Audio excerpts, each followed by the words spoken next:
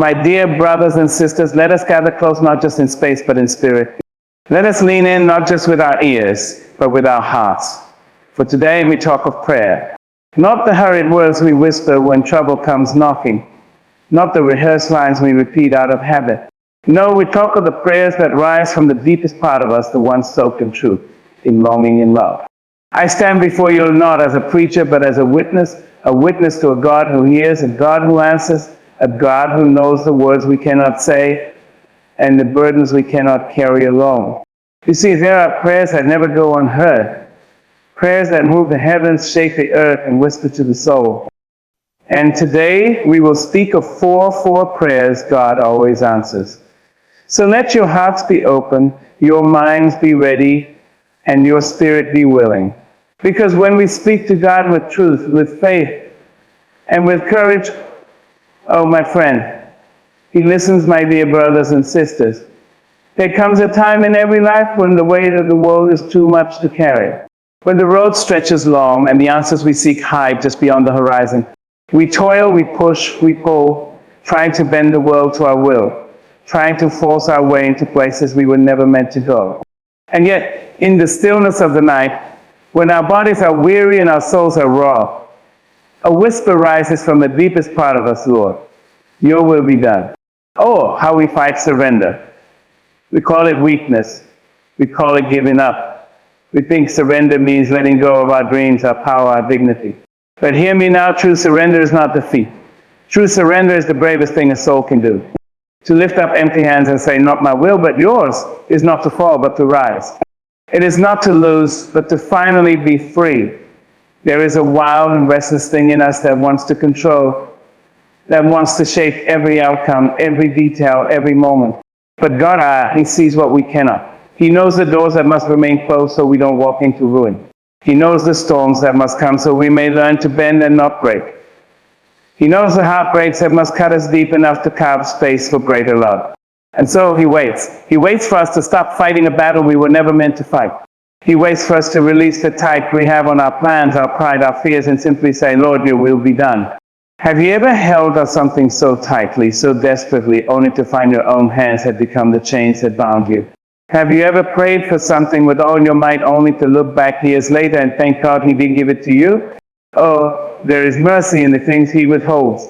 There is love in the closed doors, the silent answers, the redirections we did not ask for. And when we surrender, truly surrender, we step into a grace that is higher than our understanding. I have seen it. I have lived it. I have cried out for things I thought I could not live without. I have stood in the ashes of plans that once felt holy. But when I gave it up, when I placed it in His hands, oh, how He moved. How He took what I thought was lost and turned it into life. How He lifted me higher when I was willing to kneel lower. And so I tell you now, if your heart is heavy, if your soul is tired, if you are standing at the edge of your own understanding, let go.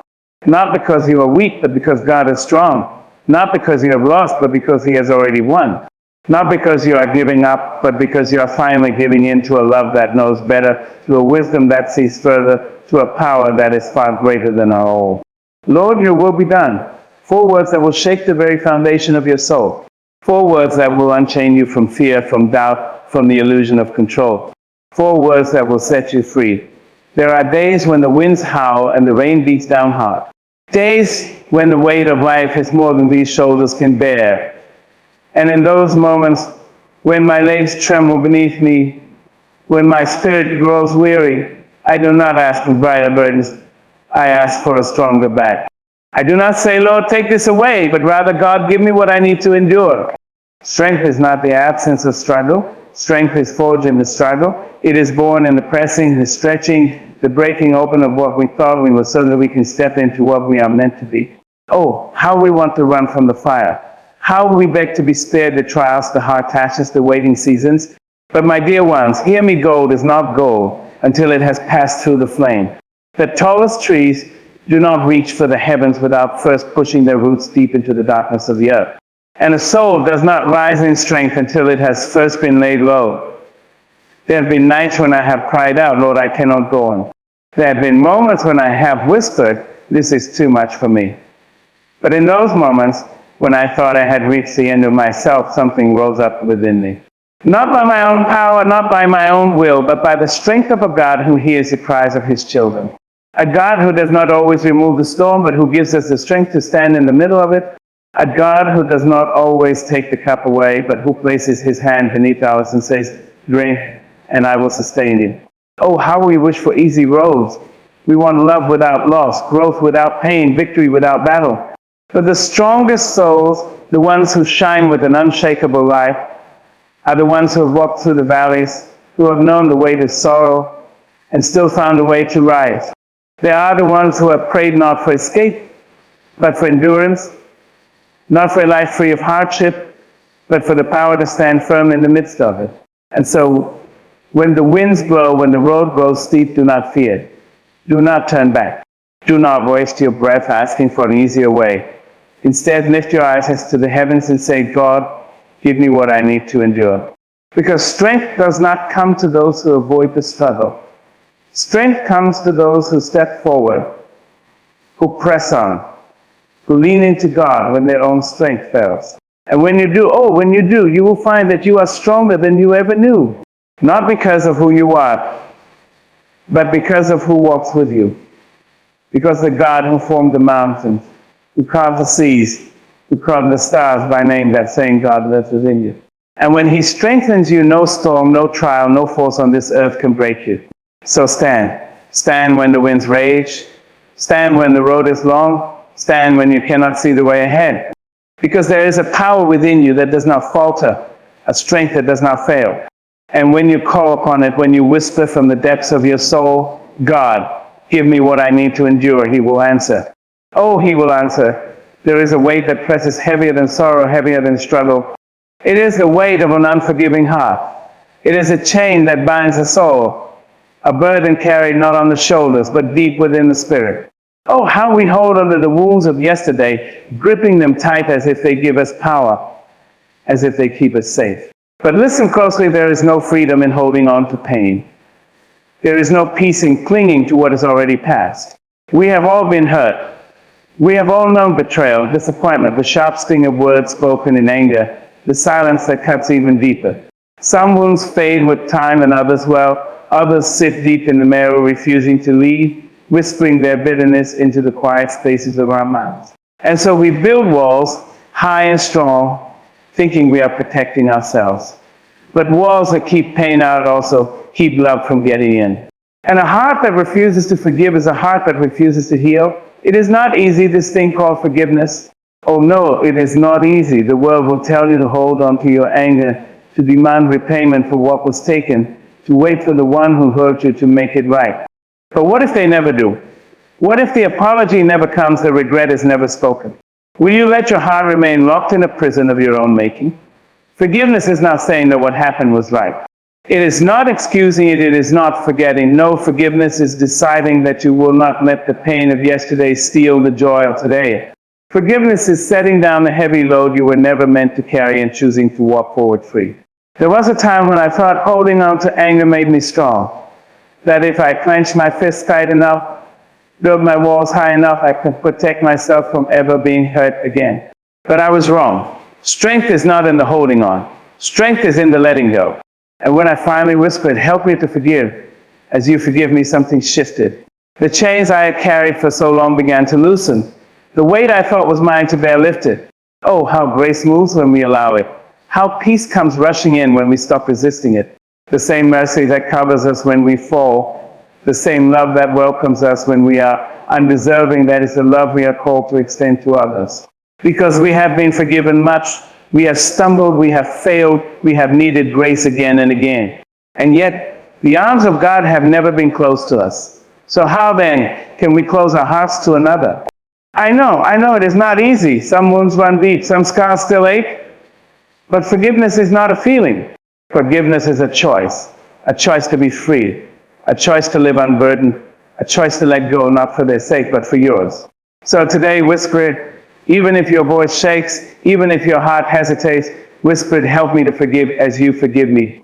And when you do, the weight will begin to lift, the chains will begin to fall, and you, my dear one, will finally be free. There comes a time in every life when the road splits, when the signs grow faint, when the light that once shone bright before us begins to flicker and fade. We stand there, hands trembling, hearts uncertain, eyes searching for the way forward. But the path is not always clear. The answers do not always come easy. And so we whisper, "Show me the way, Lord." Oh, how we long for certainty, for a map that tells us where to go, when to turn, how far to travel before we arrive. But life does not hand out instructions neatly written on stone tablets. No, life is a winding, twisting thing, full of detours and dead ends, of roads that lead us forward and roads that lead us back to where we started. And in those moments of doubt, in those seasons of waiting, in those long nights of not knowing, we must learn to trust in something greater than our own understanding. We have all been there, standing at the crossroads, afraid to move because we do not know what lies ahead.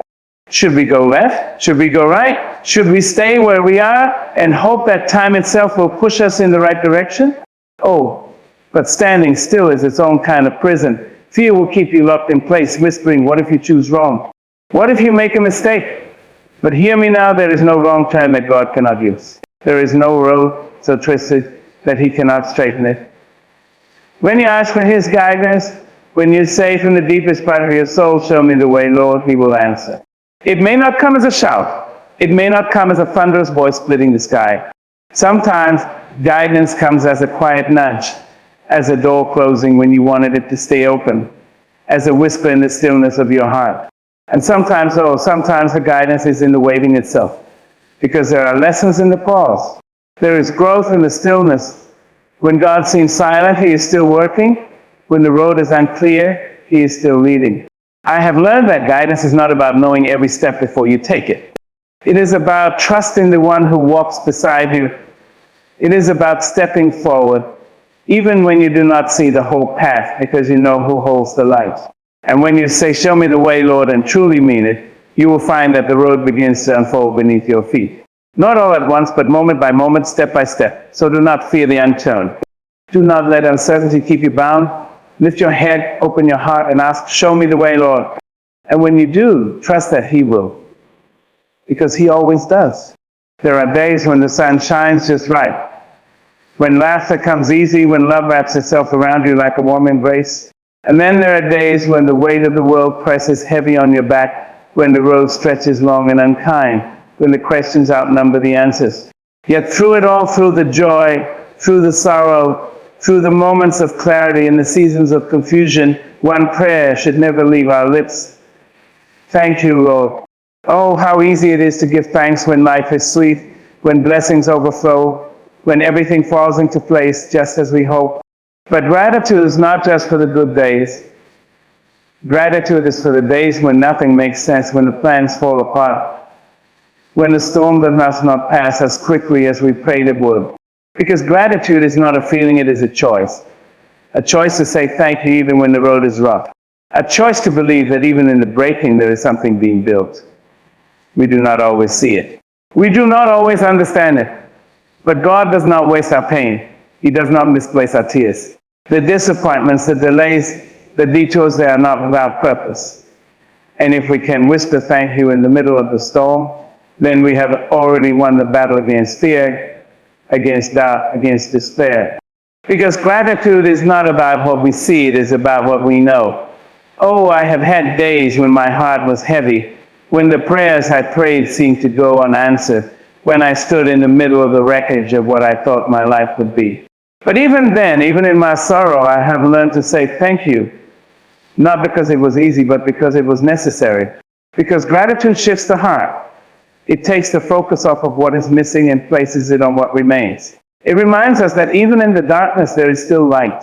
Even in the waiting there is still purpose. And when we thank God, even when we don't understand, something shifts in the heavens. Oh yes, gratitude moves things. It opens doors that worry could never unlock. It turns what we have into enough. It takes the bitterness out of loss and replaces it with the sweetness of trust.